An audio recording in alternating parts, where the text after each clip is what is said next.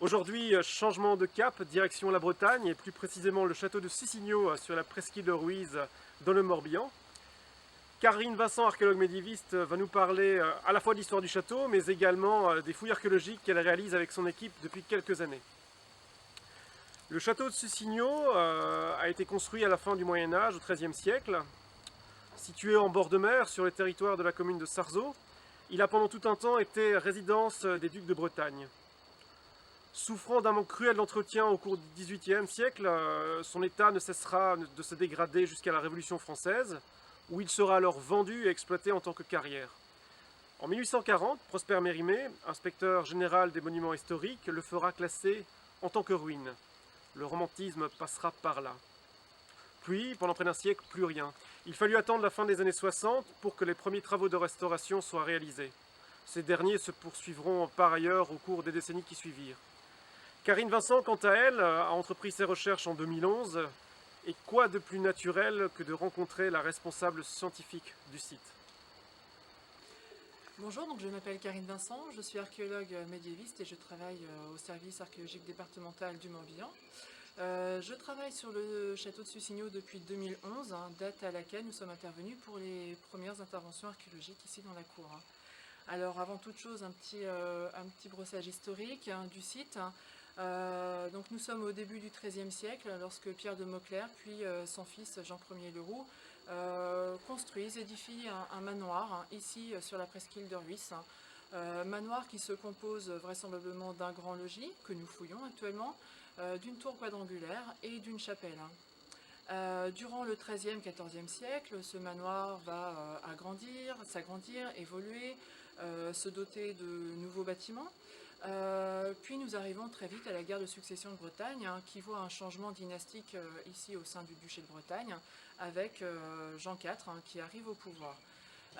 Jean IV va reprendre en main un petit peu le site et va initier un nouveau programme architectural en bâtissant un grand logis d'entrée à l'est, puis son fils Jean V va construire un autre logis parallèle au logis d'entrée ici à l'ouest.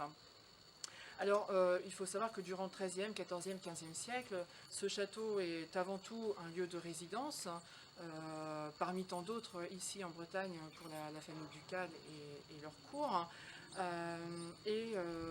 Mais en cas de conflit, il peut également servir de forteresse.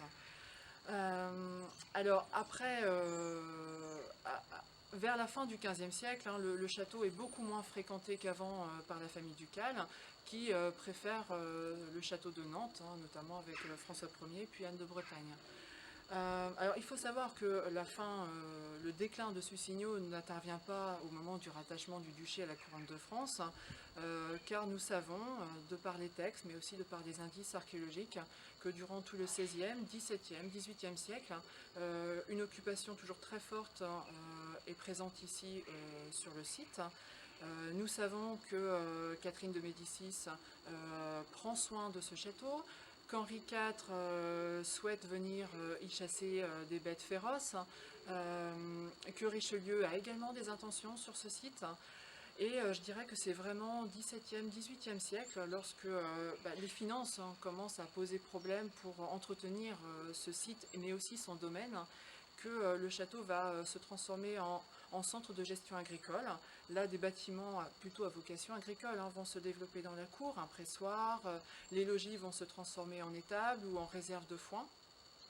Et c'est finalement au moment de la Révolution française que le château, suite à cette révolution, le château va être vendu en tant que bien national.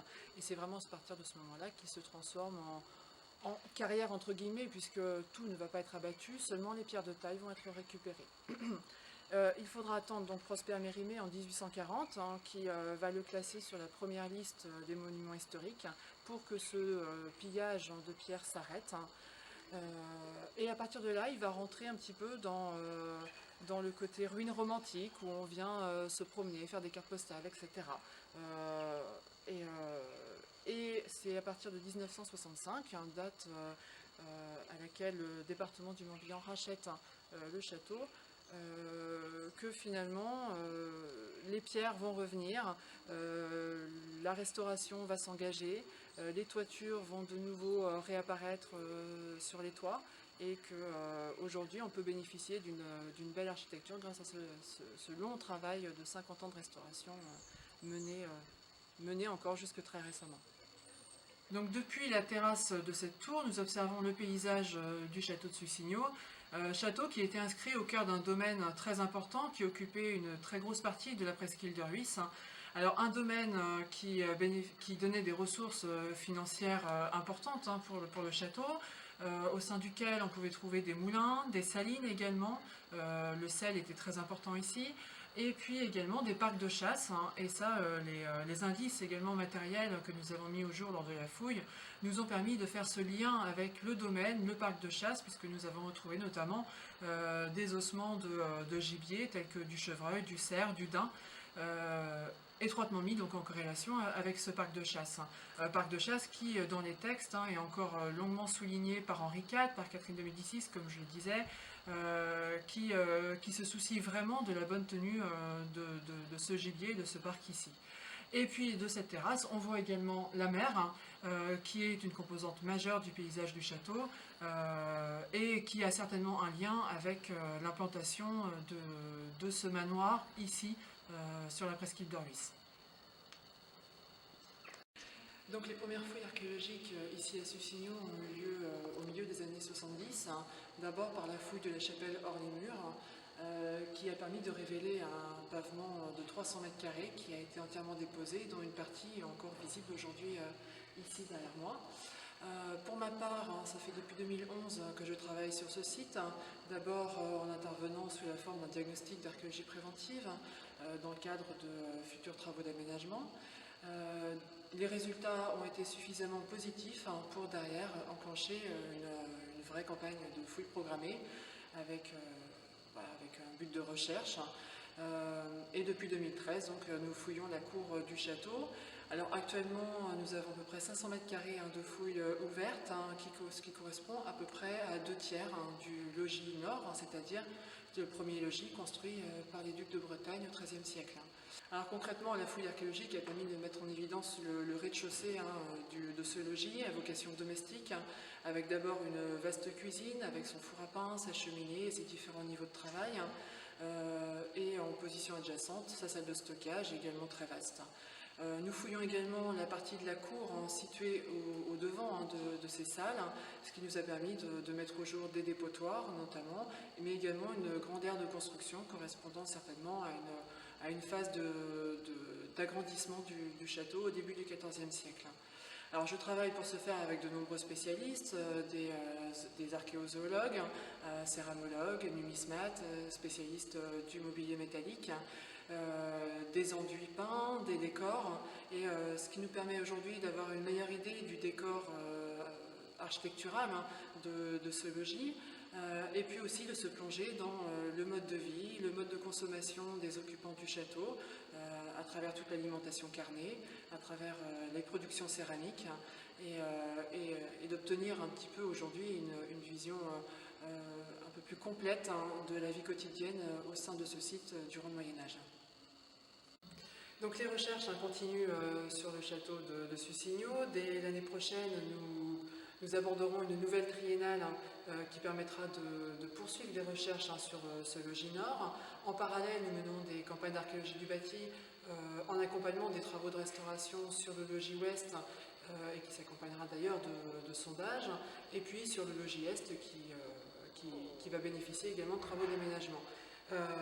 Tout cela concourt à valoriser le château pour le public qui vient très nombreux ici sur site tout au long de l'année. Ça donne lieu également à l'apparition de nouvelles monographies, de nouveaux petits ouvrages, de guides à la visite. Et à terme, voilà, nous essaierons de dresser un bilan exhaustif de toutes ces recherches, une vraie synthèse pour voilà, redonner un petit peu l'histoire de ce site majeur au sein de la Bretagne ducale.